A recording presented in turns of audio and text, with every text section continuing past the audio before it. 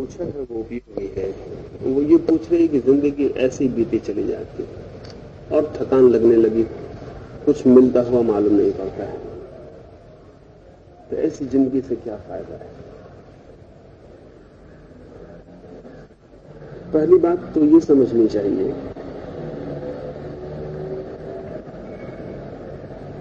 कि जो हमें मिल गया है उसका हमें पता नहीं चलता।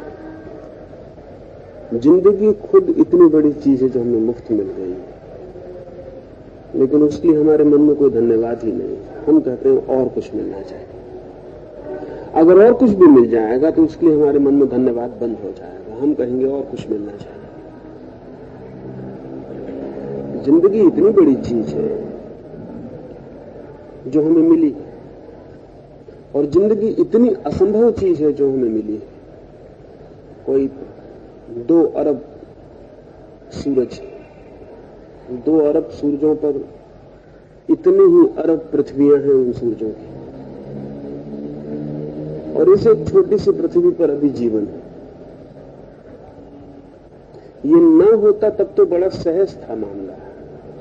ये है, ये बहुत ही आश्चर्यजनक है।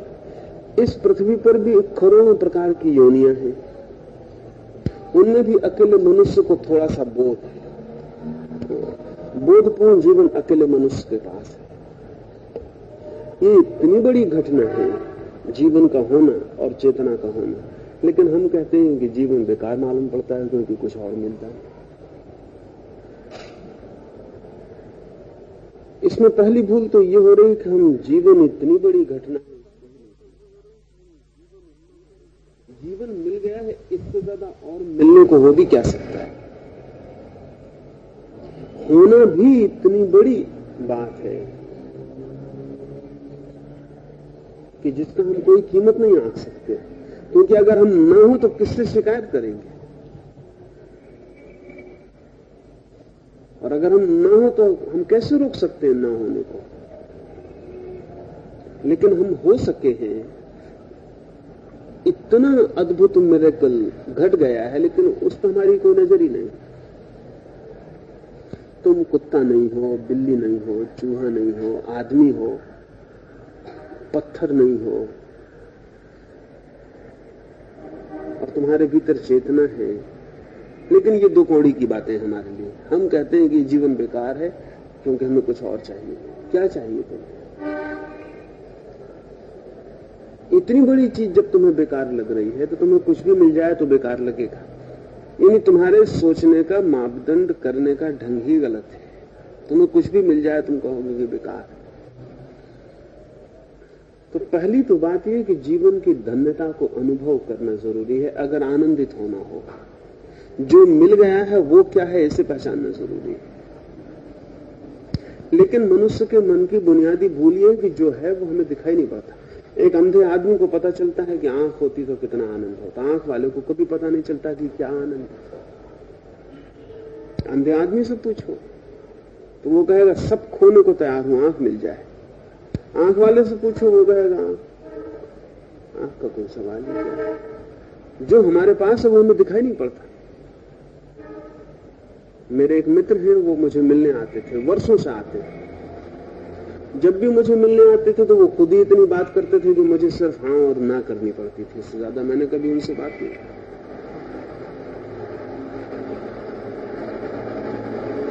इधर वो बहरे हो गए, इस बार आए तो बहुत रोने लगे, कहने लगे कि मैं बहरा हो गया।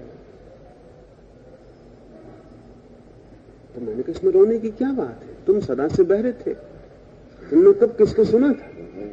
तुम तो बोलते थे, तुम बोल तो अब भी सकते हो। रह गई हाँ ना की बात, तो मुझे कभी कभी हाँ ना कहता, वो मैं लिख के हाँ ना बता दूंगा। तो मुझे तो सुनने का कोई सवाल न था। उन्होंने कहा अब मुझे लगता है कि मैं चूक गया आपको सुनने से। तो मैंने कहा तुम्हारे पास कान होते तो तुम्हें कभी भी ना लगता। जो हमारे पास है वो हमें दिखाई नहीं पड़ रहा है,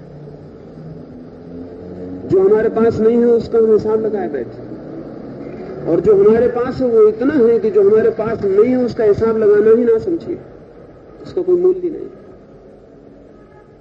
कठिनाई ये है कि जो मिला हुआ है वो टेकन फॉर ग्रांटेड हो जाता है, वो है ही, उसकी कोई बात ही नहीं करनी है। लेकिन हमारा कोई दावा है इस दुनिया पर कि हमें ये मिलना नहीं चाहिए। मुझे अगर मेरी आंखें कल चली जाएं तो मैं किससे शिकायत करूंगा? और जब तक मेरे पास आंख थी तब तक मैंने कुछ भी नहीं किया उन आंखों से। न मैंने फूल देखे, न मैंने चांदनी देखी, न मैंने कोई सुंदर चेहरा देखा। मैंने उन आंखों से कुछ भी नहीं किया। जब तक मेरे पास कान है तब तक न मैंने सितार सुनी, न मैंने पक्षियों के गीत सुने, न मैंने कोई सुनने योग बात सुनी। जब कान खो गए तब मैं बैठ कर रोऊंगा, जब आंख चली जाएगी तब मैं रोऊंगा। और जिंदगी जब तक है तब तक कर क्या रहे हैं हम? जिंदगी का क्या कर रहे हैं? तो इसमें पहली बात तो ये समझ लेना कि अगर तुमने ये कहा कि जिंदगी बेकार चली जा रही है और कुछ की मांग अगर तुमने बना ली तो तुम मुश्किल में पड़ जाओगे, पहली बात। दूसरी बात ये ध्यान में रखना जरूरी है कि जिंदगी कोई ऐसी चीज नहीं है कि वहां कोई बना बनाया आनंद कहीं रखा है कि तुम जाओगे और तुम्हें मिल जाए। ये सारे दुनिया के धर्मों में गलतफहमी आदमी को पैदा की है। उन्होंने एक रेडीमेड मोक्ष और एक बना हुआ आनंद जिसे कहीं रखा हुआ है, कोई सत्य, हम किसी दरवाजे की चाबी खोलेंगे और भीतर खजाना मिल जाए, कि आनंद कहीं है जहां से हम चूक रहे हैं, रास्ता मिल जाए तो हम अभी जाके आनंद को पालें। ये बिल्कुल ही भ्रांत बात है। आनंद, मुक्ति, रहस्य, सत्य कुछ भी कहीं तैयार रखा हुआ नहीं। तुम कैसे जीते हो उस जीने से ही वो सृजित होता है, उसी से वो निर्मित होता है। आनंद कोई ऐसी चीज नहीं है कि एक दिन मैं अचानक पाऊंगा और आनंद एक जगह पहुंच जाऊंगा जहां आनंद का मंदिर है, दरवाजा खोलूंगा और आनंद मुझे मिल जाएगा। ना, आनंद तो कदम कदम पर है, श्वास श्वास पर है कि मैं कैसे जी रहा हूं। और अगर मैं प्रत्येक पल आनंद में जीता चला गया तो एक दिन मैं पाऊंगा कि इतना इकट्ठा हो गया है कि अब सिवाय अनुग्रह के और कुछ भी शेष नहीं। किसको धन्यवाद दूं, उसको खोजना पड़ेगा। किसी गुरु के पास जा रहे हैं, कोई चाबी बता दे, कोई मेथड बता दे, कोई रास्ता बता दे जिससे हम गुजर जाएं और बस आनंद पर पहुंच जाएं। और मजा ये है कि प्रतिपल चूकते चले जा रहे हैं। आनंद का मतलब है आनंदपूर्ण ढंग से जीना। आनंद जो है वो डायनेमिक बात है, स्टैटिक नहीं है, वो निरंतर गति है। जैसे एक आदमी साइकिल चला रहा है, वो जितनी देर चला रहा है साइकिल चल रही है। अब आदमी बैठ जाए उतर के, वो कहे कि मुझे साइकिल चलाना खोजना है। कहां है साइकिल चलाना? कहां मिलेगा मुझे जहां की साइकिल चलाना मैं पालू? हम उससे कहेंगे तुम पागल हो, चलाओ तो साइकिल चलेगी, मत चलाओ बैठे रहो तो कहीं भी नहीं। साइकिल चलाना कहीं रखा हुआ नहीं, किसी पैकेट में बंद, जहां तुम जाओगे वो खरीद लाओ, तुम चलाओ। आनंद जो है वो कहीं रखा हुआ नहीं। लेकिन सारे धर्मों ने, सब गुरुओं ने एक बड़ी भ्रांत धारणा हमारे मन में बिठा दी कि कहीं रखा हुआ है, किसी को मिल गया और किसी को नहीं मिला है। मैं तुमसे ये कहना चाहता हूं कि पल पल आनंद से जियो, और पल पल आनंद से जीने का ख्याल आ जाए तो जरूर एक दिन इतना आनंद तुम्हारे भीतर इकट्ठा होता चला जाएगा कि उसका हिसाब लगाना मुश्किल हो जाए। लेकिन पल पल तो हम दुख से जिएंगे, ये भी एक दुख पालेंगे कि हमको अभी आनंद नहीं मिला हुआ, ये भी एक दुख पालते चले जाएंगे। पल पल हम दुख से जिएंगे और दुखी होने की आदत बन जाएगी और फिर हम आनंद खोजेंगे। आनंद कहां मिलने वाला है? उल्टा काम कर रहे हैं। कौन सी चीज में सुख ले रही हो? सुख लेने की बहुत चीजें, हम किसी चीज में सुख नहीं ले पाते, बल्कि जिस चीज में भी सुख मिल सकता उसमें भी दुख ले लेते। अगर एक सुंदर आंख मुझे दिखाई पड़ती है, एक सुंदर चेहरा दिखाई पड़ता है, एक सुंदर फूल दिखाई पड़ता है, सुंदर फूल को देख के मैं ये दुख ले लेता हूं कि मेरी बगिया में नहीं खिला हुआ है। ये बड़ा मजे की बात है। फूल खिला था और उससे मैं आनंदित हो सकता था, और 2 श्वासें मेरी फूल की सुगंध से सुगंधित हो सकती थी। लेकिन वो फूल जिससे मैं सुख ले सकता था सिर्फ दुख दिया मुझे। और मैं ये भाव लेके गया कि अपने पास कोई बगिया नहीं, कब अपने पास बगिया होगी, कब अपना फूल खिलेगा। सब जो बगिया में फूल खिल गए, हम मरे जा रहे हैं। वो फूल जिसने कि तुम्हें कोई दुख देने का कारण न था, वो तुम दुख लेके चले। हम 24 घंटे हर चीज से दुख इकट्ठा कर रहे हैं, फिर हम चिल्लाते हैं कि हम बड़े दुखी हो गए हैं, जीवन से थक गए। कोई जिम्मेवार नहीं। जिम्मेवार हम। अगर थक गए हो तो गलत ढंग से चल रहे हो, अगर ऊब गए हो तो गलत ढंग से जी रहे हो, अगर दुखी हो गए तो दुख इकट्ठा कर रहे हो। सब दुख इकट्ठा करते ही चली जाओ और फिर आनंद की मांग करते रहो, तो ये दोनों छोर कभी नहीं मिलेंगे। तो जिंदगी में सुख लेना पड़ेगा हमें, और जिंदगी के प्रतिपल पर सुख लेना पड़ेगा, क्षुद्रतम से सुख लेना पड़ेगा, क्योंकि जिंदगी में ना कुछ क्षुद्र है ना कुछ विराट है, और जो क्षुद्र का सुख नहीं ले सकता वो विराट के सुख को कभी उपलब्ध नहीं होगा। जिंदगी छोटी छोटी चीजों का जोड़ है, छोटे छोटे अणुओं से मिलकर सारी इतनी बड़ी पृथ्वी है, बहुत छोटी छोटी चीजों का जोड़। ये छोटी छोटी बूंद से मिलकर इतना बड़ा सागर। लेकिन कोई कहे बूंदों से हमें कोई मतलब नहीं, हमें सागर चाहिए। बस ये फंस गया दिक्कत में, इसने गलत रास्ता पकड़ लिया, क्योंकि बूंद बूंद इकट्ठी होती तो सागर होने वाला था। बूंद तो इसे चाहिए नहीं। जब तुम भोजन कर रहे हो तब तुम आनंद से कर रहे हो, जब तुम कपड़े पहन रहे हो तब आनंद से पहन रहे हो, जब तुम मित्र से मिल रहे हो तब तुम आनंद से मिल रहे हो, जब तुम किसी को प्रेम कर रहे हो तब आनंद से कर रहे हो, जब तुमने चांद की तरफ देखा है तो तुमने कोई आनंद लिया, जब फूल मिला तो तुमने कुछ आनंद लिया, जब 2 घड़ी तुम्हें शांति की मिली, कोई काम न रहा तो तुम अपने सोफे पर आंख बंद करके विश्राम किए। नहीं, वो कुछ भी नहीं किया, और तब हम थक गए, थक हम जाएंगे।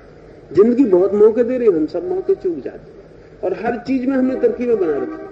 अगर मुझे एक सुंदर चेहरा दिखाई पड़े तो उस सुंदर चेहरे से मुझे जो सुख मिल सकता था वो मैं नहीं लूंगा, उससे दुख ले लूंगा कि वो किसी और की पत्नी है, वो किसी और का पति, वो किसी और का बेटा है, तो मैं चूक गया। और वो जिसका बेटा है, जिसकी पत्नी है, जिसका पति है, वो किसी और का चेहरा देख के परेशान हुआ जा रहा है, वो अलग दुखी हो रहा है, हम अलग दुखी, सारी दुनिया दुखी हो रही। दुख हमारा चुनाव है। तुम दुख चुन रही हो तो दुख इकट्ठा होता चला, तो फिर दब जाओगे उसके नीचे, फिर परेशान हो जाओगे। दुख को चुनो मत। कौन तुमसे कहता है दुख को चुनो? सुख को चुनो। लेकिन हमारा पूरा चिंतन सुख विरोधी है।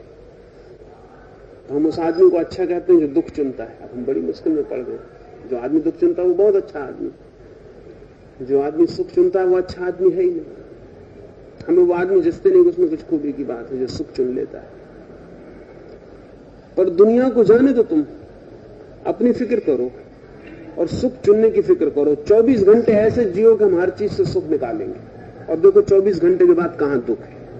सिर्फ 24 घंटे ये तय करके कि आज इस मिनट से लेकर 24 घंटे जो भी होगी जिंदगी में घटना, उससे हम सुख निकालने की कोशिश करेंगे, हम उससे सुख खींचेंगे। 24 घंटे बाद तुम पाओगे कि सुख का एक हवा तुम्हारे चारों तरफ इकट्ठी हो गई। मैं कल्पना नहीं कर सकता कि किसी आदमी को दुखी होने की जरूरत नहीं जब तक कि वो होना ही न चाहे, और कोई आदमी सुखी नहीं हो सकता जब तक कि वो होना ही न चाहे। तो हम होना तो चाहते हैं सुखी, और जो व्यवस्था करते हैं वो सब दुख की है, इसलिए कंट्राडिक्शन जिंदगी में पैदा हो जाए। फिर हम पूछते फिरते हैं, इधर तुम दुख इकट्ठा करोगी और मुझे फंसा दोगी पीछे, मुझसे पूछोगी कि सुख कहाँ है। अगर मेरे पास सुख न मिला तो वो आदमी ठीक नहीं है, उससे सुख नहीं मिला। फिर तुम किसी और के पास जाओगी, वहां भी सुख न मिलेगा, तुम दोषी दुनिया को ठहरा दो।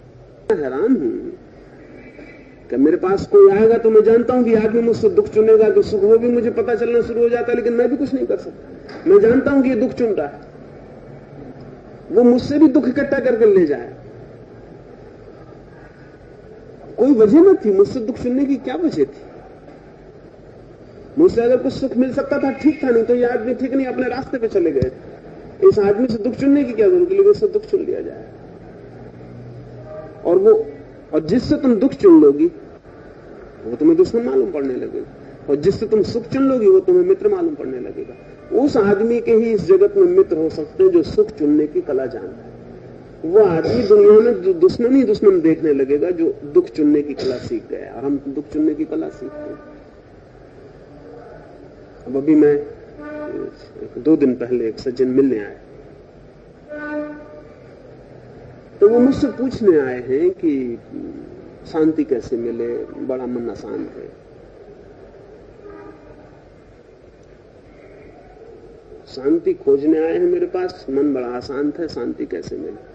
और उनकी पत्नी ने शाम आके कहा कि वो आपकी चप्पल उन्होंने देखी कि मखमल की, तो वो बहुत हो गए। तो मैंने कहा कि अब जो आदमी मेरी मखमल की चप्पल से उसको क्या प्रयोजन था, मेरे पास चप्पल ना भी हो तो भी उसे कोई मतलब नहीं है, हो भी और मखमल की हो तो भी उसे कोई मतलब नहीं। तो मैंने कहा कि वो आदमी अब दुख चुनने को, अशांति चुनने को ही तैयार है, तो कोई भी क्या कर सकता है। यानी मेरी चप्पल से उसको क्या लेना देना था? ना मैं उसे चप्पल मांगने गया था कि मेरे लिए तो चप्पल दे दे। अगर मैं उसकी चप्पल भी छीनता तब भी कोई बात थी, उससे कोई संबंध नहीं। लेकिन वो आदमी, अब ये जो आदमी है ना, अब इससे जो मैंने बातें की वो इसको दिखाई नहीं पड़ी, इसको ये चप्पल देख के गया।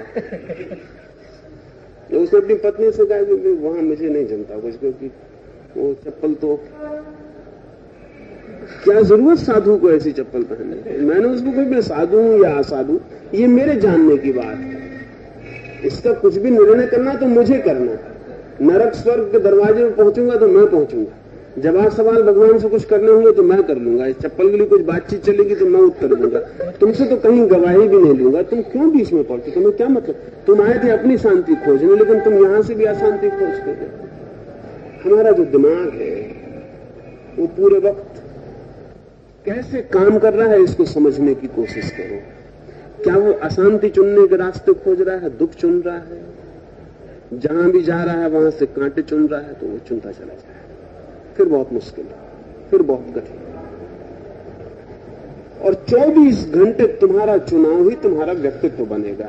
तुम क्या चुन लोगी वही तुम हो जाओगे। अगर तुम दुखी हो तो तुम्हारी दुख चुनने की आदत, इस आदत को तोड़ना पड़ेगा, और कोई नहीं तोड़ सकता, इसको तुम्हें ही तोड़ना पड़ेगा। और तुम्हें देखना पड़ेगा कि पूरे वक्त में क्या चुनाव करें। एक 24 घंटे का तय कर लो कि 24 घंटे में सुख चुनने की फिक्र। इस कमरे में आओ तो सुख चुन सकती हो, किसी व्यक्ति से मिलो तो सुख चुन सकती हो। सुख के बहुत द्वार हैं, जितने द्वार सुख के हैं उतने ही द्वार दुख के। अब हम किस तरफ खोलते हैं ये हम पे निर्भर है सदा।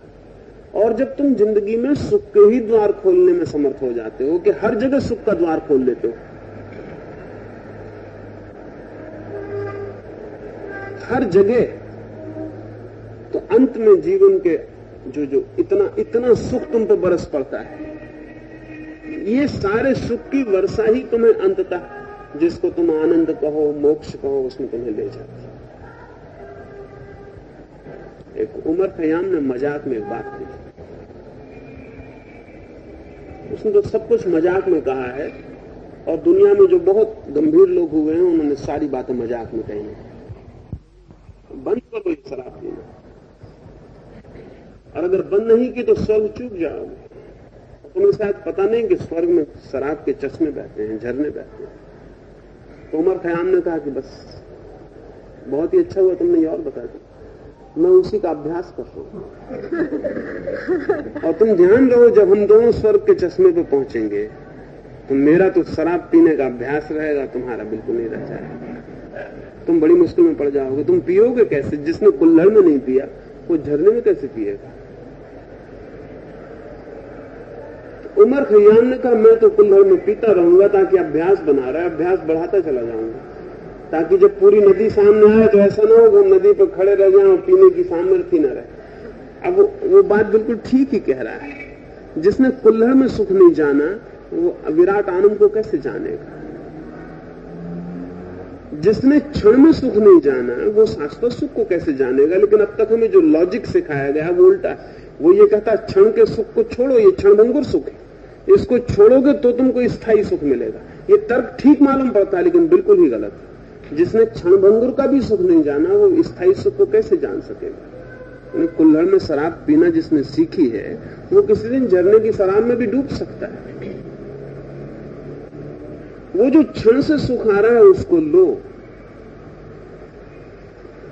प्रत्येक क्षण में आने वाले सुख को लेते लेते लेते तुम्हारी वो क्षमता हो जाएगी कि तुम पूरे सागर में भी डूब सको। इसलिए मेरी दृष्टि अगर तुम्हें समझनी हो तो मैं क्षणवादी हूं, क्योंकि मैं मानता हूं कि क्षणवादी ही शाश्वत को उपलब्ध हो सकता है। मैं सुखवादी हूं क्योंकि मैं मानता हूं सुखवादी ही आनंद को उपलब्ध हो सकता है। और जिंदगी में कुछ भी त्याज्य नहीं है सिवाय दुख चुनने की प्रवृत्ति के, कुछ भी त्याज्य नहीं। और जो लोग त्याग करते फिरते हैं वो उल्टे लोग हैं, वो दुख को ही चुनते फिरते हैं, वो दुख को चुनते फिरते। तो दुख को चुनो मत, और अगर चुनना है तो फिर पूरे मन से चुनो, फिर उसके लिए रो मत। ये मानो कि हमारा दुख ही चुना, तब फिर इसमें भी एक रस आएगा, फिर इसकी फिक्र छोड़ दो। फिर ये मत कहो कि हम थक गए, हम हार गए। हारोगी, थकोगी, क्योंकि दुख कैसे प्रफुल्लित रख सकता है। एक 24 घंटे के लिए तय करो ऐसा जीने का कि हम 24 घंटे में जहां भी जो भी होगा उसमें से सुख चुनने की कोशिश करेंगे।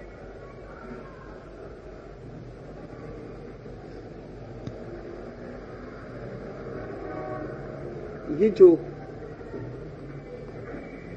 ख्याल में आ जाए तो फिर कहीं आनंद कहीं रखा नहीं, जहां तुम पहुंचोगे आखिर में और वो तुम्हें मिल जाएगा।